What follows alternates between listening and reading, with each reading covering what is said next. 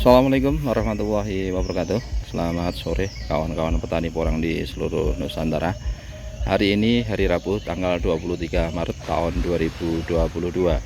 Saat ini kita berada di lahan yang MDPL-nya adalah kurang lebih 300 ya.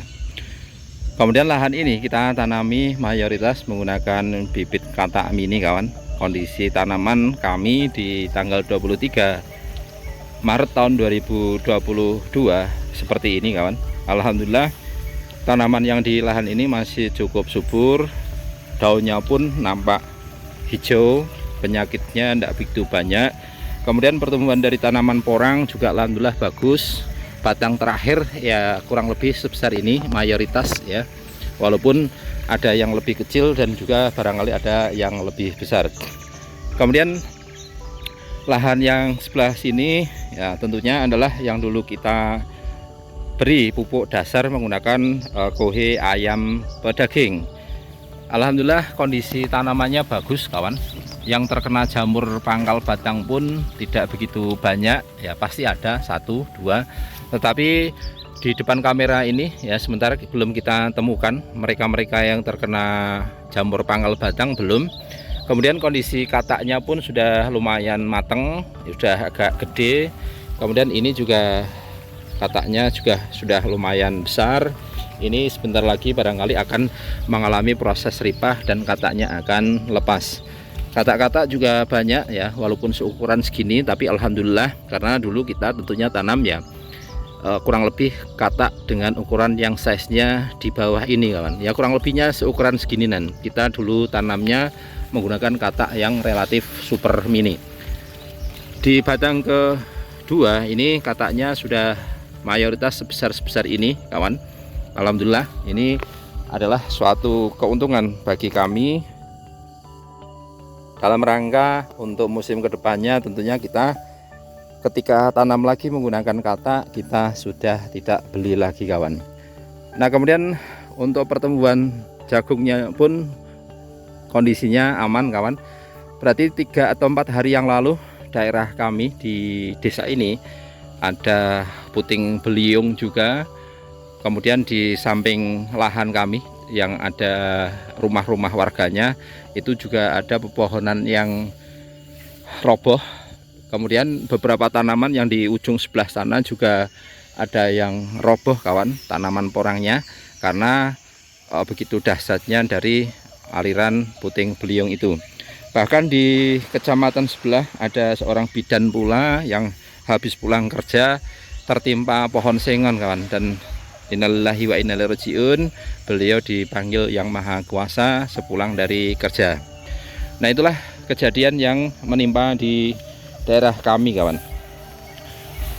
Nah kemudian ini tanaman-tanaman porang kami terlihat cukup subur seperti ini kawan. Ini yang dulu kita beri pupuk menggunakan kohe ayam pedaging. Nah kemudian ini kita amati gulmanya kawan ya, gulmanya. Nah kemudian kita amati pula ini yang tidak menggunakan kohe ayam pedaging, gulmanya dapat terlihat seperti ini. Artinya bahwa perbandingan dari tingkat pertumbuhan gulma di lahan yang kita pupuk menggunakan pupuk dasar kohe ayam pedaging dan juga yang sebelah sini adalah kita menggunakan kohe sapi maupun kambing, ternyata tingkat pertumbuhan gulmanya akan relatif lebih banyak di lahan yang kita beri pupuk dasar, yaitu berupa kohe kambing ataupun kohe sapi kawan. Ini terlihat seperti ini, pertumbuhan gulmanya sudah mulai nampak ya, nampak banyak. Kemudian yang sebelah sini ini, nah kita amati gulmanya bagaimana. Bisa dikatakan hampir seperti tidak tumbuh gulma. Nah oleh karenanya ini menjadi perbandingan kami, berarti paling tidak untuk musim depan kita mungkin ya akan menggunakan kohe yang menggunakan ayam pedaging tersebut. Alhasil pertumbuhan dari tanaman yang ada di lahan ini cukup bagus kawan. Kalau yang sebelah sini ini yang menggunakan kohe sapi seperti ini kondisinya. Beberapa daun juga ada yang terkena bercak ini. Ini baru kita ketahui, oh ternyata sebelah sini ada yang terkena bercak yang semacam ini. Ini biasanya lebih cenderung disebabkan oleh jamur Cercospora kawan. Ini yang agak susah, yang ini berarti harus kita tanggulangi sebelum jamur ini menyebar ke lahan atau tanaman porang yang sebelahnya.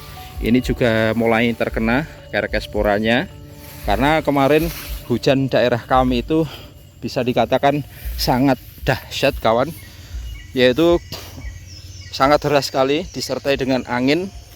Nah kemudian kalau yang samping lahan kami ini ada aliran air.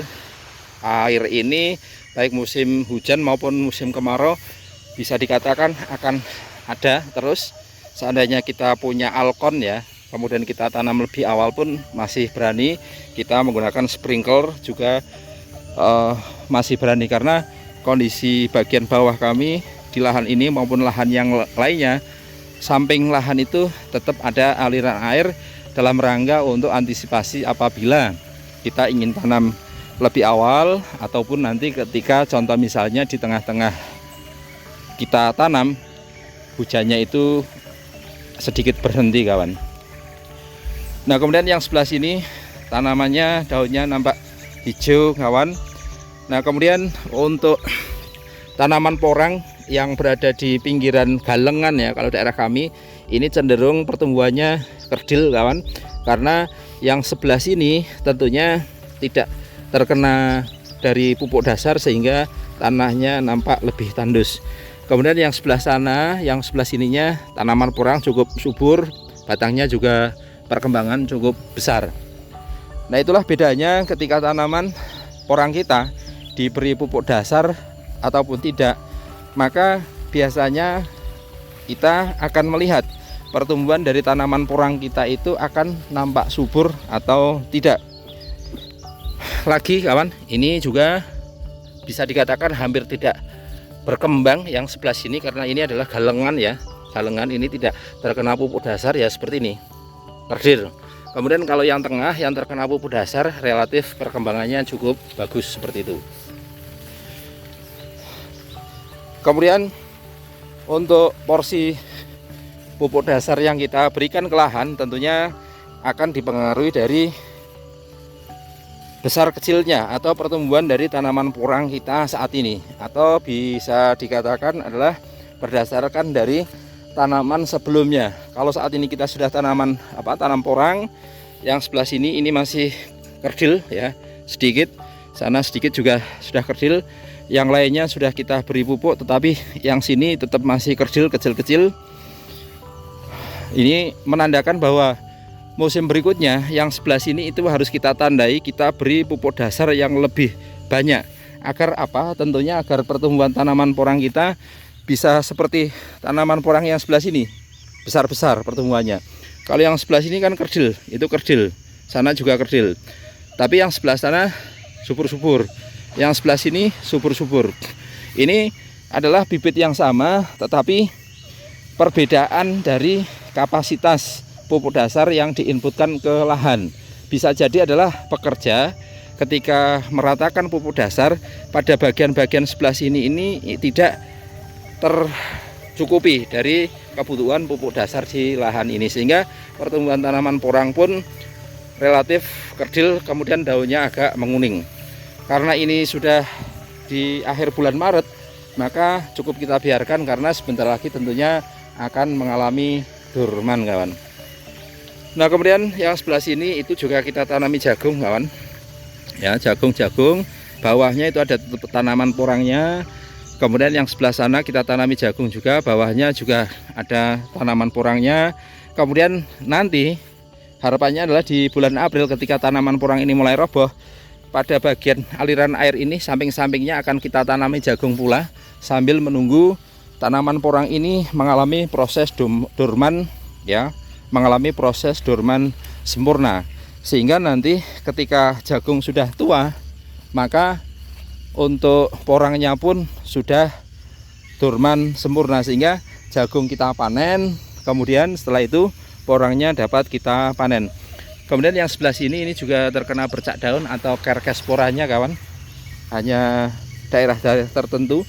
Ini yang sebelah sini, ini indikasinya adalah pH tanah drop. Kalau menurut saya adalah pH tanahnya drop, sehingga untuk bakteri maupun jamur itu mudah sekali menyerang ke tanaman porang, kawan. Kalau pH-nya di atas 6 barangkali relatif lebih aman ketika kita menanam porang di lahan ini, kan. Nah, kemudian yang sebelah sini yang ada jagungnya juga bawahnya nampak subur, tanaman-tanaman porangnya. Kemudian yang sebelah sana bawah sengon itu juga ada tanaman porangnya. Demikian dulu kawan untuk review tanaman porang kami di tanggal 23 Maret. Alhamdulillah saat ini tanaman masih cukup subur. Kemudian kalau yang atas sana itu malah lebih subur lagi. Itu kalau dilihat lebih subur lagi karena porsi pupuk dasar dari atas sebelah sana ke bawah, tentunya bagian-bagian yang sebelah sana pemberian pupuk dasarnya lebih banyak, oleh pekerja asupannya lebih banyak. Nah, kemudian sampai bawah-bawah ini asupan pupuk dasarnya lebih sedikit, sehingga pertumbuhan tanaman porang itu tadi ada sebelah sana beberapa meter, itu tanaman porangnya masih cukup kerdil. Demikian dulu kawan untuk review tanaman porang kita sore hari ini. Salam sukses, salam hangat dari kami. Untuk saat ini memang pabrik belum launching harga, kita tunggu saja. Semoga nanti di pertengahan bulan April sudah mulai launching harga, sehingga petani tidak gelisah, tidak resah, dan kita mendapatkan kepastian, kawan. Salam sukses dari kami, terima kasih. Assalamualaikum warahmatullahi wabarakatuh.